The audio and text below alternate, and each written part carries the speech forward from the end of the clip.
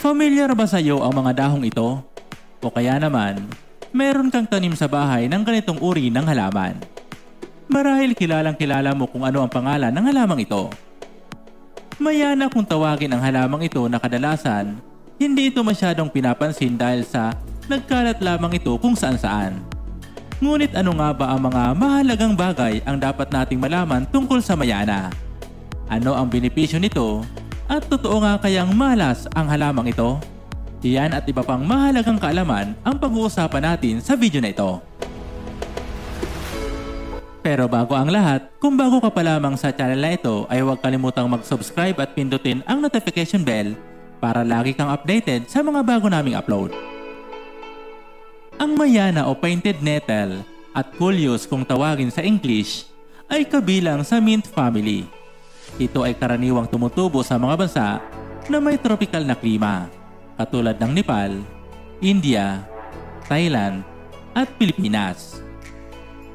Ang mayana ay isang maliit na halaman ngunit mayroong mayabong at makukulay na mga dahon. Ang ibang variety ng mga dahon ng mayana ay maaaring napapalibutan ng mga balahibo. Ito din ay nagbibigay ng mga gandang bulaklak.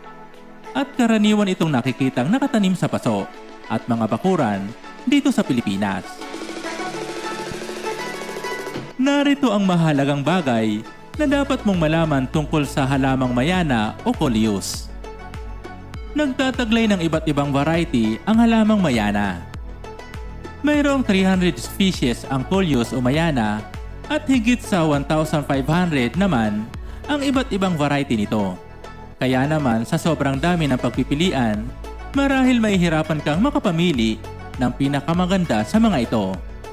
Ngunit para bigyan ka ng idea at suggestion sa pinaka-the best na variety ng coleus o mayana, narito ang listahan na sa tingin namin ay pinaka-attractive na uri nito. Color Blaze Golden Dreams, Color Blaze Ridiculous, Dragon Heart, Electric Lime, Color Blaze Wicked Witch, French Quarter, Trusty Rusty, Kung Red Coleus, Wizard Scarlet, Twist and Twirl, Chocolate Covered Cherry, Watermelon, at ang campfire. Ang mayana ay mayroong ornamental value. Ang halamang mayana o coleus ay mayroong attractive na mga dahon, matubig na mga sanga, at ang iba't ibang variety nito ay nagtataglay ng iba't ibang kulay na mga dahon. Maaari itong gawing halaman na pang landscape o kaya naman ilagay ito sa mga paso at ipwesto sa paligid ng bahay upang magbigay ng tropical na ambience.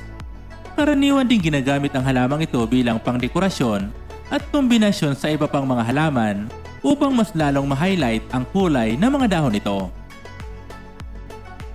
Ang mayana o coleus ay madaling alagaan at paramihin. Isa sa dahilan bakit marami ang nag-aalaga ng halamang ito at madalas natin itong makita ay dahil sa napakadali lamang itong alagaan at paramihin. Para manatiling maganda ang mga dahon nito, narito ang mga dapat tandaan.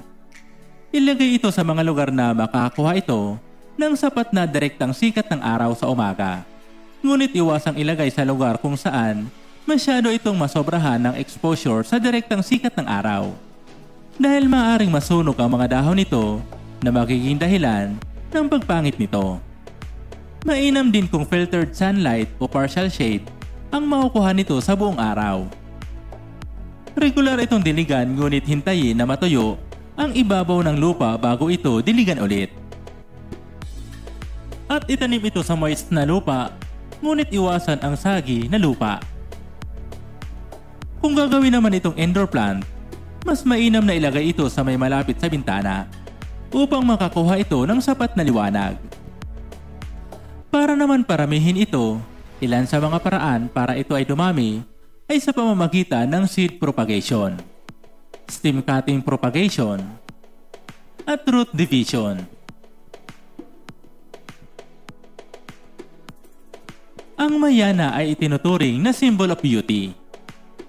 Ang Coleus plant o mayana ay isa sa pinaka-outstanding na halaman sa buong mundo. At ito ay makikita sa kakayahan ng halamang ito na mag-produce ng mga dahon na mayroong iba't ibang kulay at kakaibang itsura na talaga namang napaka-attractive sa mata at satisfying, lalo na kung ito ay maalagaan mabuti. Ayon sa Feng Shui, ang pagkakaroon ng ganitong uri ng halaman sa bahay ay nag-a-attract ng positivity at isa itong maswerteng halaman dahil sa ito ay halamang gamot at nagbibigay ng magandang ambience sa bahay. Ang mayana ay itinuturing na halamang gamot. Ang iba't ibang bahagi ng halamang ito ay maaaring mapagkunan ng maraming uri ng kimikal at sustansya na maaaring may benepisyo sa kalusugan ng tao. Maaaring gamitin bilang gamot ang mga dahon nito. Karaniwang dinidikdik ito at ipinangtatapal sa ilang kondisyon sa katawan. Maaari din itong ilaga upang mainom at ipantapal sa mata. Ngunit wala pa itong sapat na pag-aaral. Maaaring magamot ng mayana ang mga kondisyon katulad ng pananakit ng ulo, dyspepsia, sore eyes, pilay, kabag, sugat, sinusitis, at pagtatae o dysenteria. Ang mayana o Coleus ay hindi maitatanggi na isa sa mga halaman na makikita sa bawat halamanan sa bahay dahil sa mga katangian nito. Ano ang masasabi mo, kaurban, sa halamang mayana? Meron ka din ba ng ganitong uri ng halaman sa bahay? Ano ang maipapayo mo sa mga nag-aalaga ng mayana sa bahay? Sang-ayon ka ba, kaurban, sa mga kaalaman na nabanggit namin sa video na ito? Kung mayroon kang opinion o suggestion ukol dito, ay mag-iwan lamang ng komento sa comment section at babasahin namin ito. Huwag kalimutang ibahagi ito sa iba para madami pa ang makaalam tungkol dito. Ito pang muli si UCL. Sana ay may natutunan ka sa video na ito. Salamat po sa panonood. Hanggang sa muli po. God bless.